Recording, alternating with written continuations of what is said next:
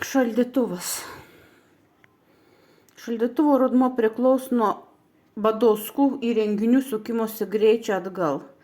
Kaip matėm, šiandien buvo 148 ir 90 keli ir 54. Tai va, turėtų būti 10, nedaugiau 10. Faktinė įtampa šitokia yra. Tai yra faktiškai suvartojama elektra.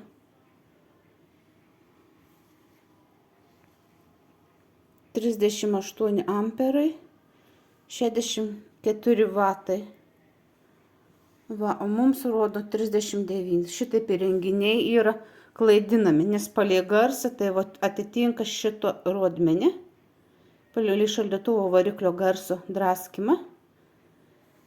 O šis įrenginys rodo mažiau. Badauskai jį klaidina. Kaip ir elektros rodmenys. Apkrova matosi laidais kokie yra.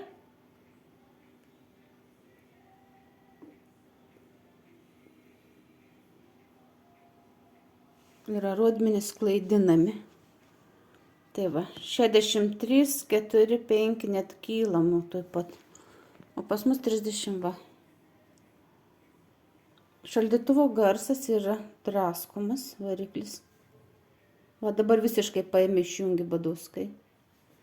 Kad nedraskytų variklių, visiškai atjungi.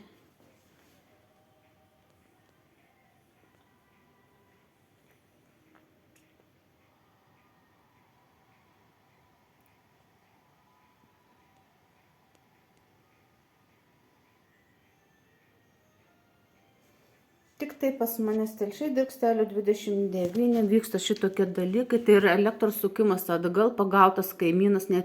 Pakartotinai po 12 metų pervedus elektrą prisijungus būtent Siurblinis teritorijoje ir nakties metu prie savo vartų prisivedė laidus. Esu Ignitis nusikaltimą ignoruoja, dangsto. Greičiausiai, kad esu dėl priežasties, kad yra vedama dviguba buhalterija, nes buvo gauti suklastoti dokumentai 2090 metų rodmenys. Tai yra atspausdinti jau dokumentai, užrašos išlikę, mokėjimas. Buvo rašoma, kiek moku, fiksuojamas, apskaičiuojant mokesčius. Išlikę 9 metų užrašai, sąskaitos. Vyksta vagystės, sąskaitos apmokamos ir netitinka faktinių vartojimų. Laidas buvo iškeltas virš žemės, namas visiškai atjungtas po to, kai Badauskienė parašė žinutę, kad baig atjunginėti mums šviesa dingsta. Tai dar įrodo, kad Badauskai įsivedė turi neteisėtai laidą į mūsų namo vidų, kada mes rengėmės namą, dar tik tai 1. aukštą. Jie jau įsivedė laidą.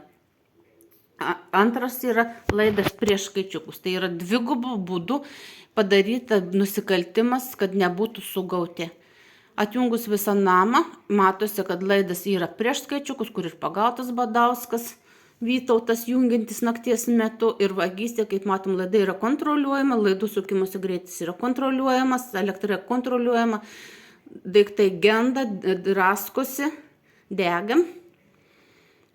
Badauskai yra ne tik tai šiaip vagys, bet dar ir kibernetinė vagys, kuriems buvo daryta krata, negalėjo rasti dvigubos buhalterijos, nes kadangi Badauskienė po šitiek metų pasirodo yra įkėlusi visus asmens duomenis, visus nusikaltimus, dokumentus į mūsų įrenginius, uždėję piršto antspaudus, slaptažodžius, užblokavę programas. Play programėlė rodo, kad yra prisijungiama prie tam tikrų programų.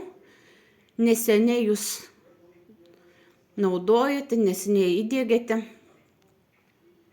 Tai yra profesionalus kibernetiniai vagys, galintys pasisavinti pinigus ir jūs net to nesuprasit, kur jie dingo. Tai yra dokumentų serveris įsilaužus suklastojimas. Šitaip vyksta vagystė, atbulinė eiga sukama, apkrova didžiulė. Toliau. Katilas nedirba. Ir kaip matom, vyksta nusikaltimai toliau.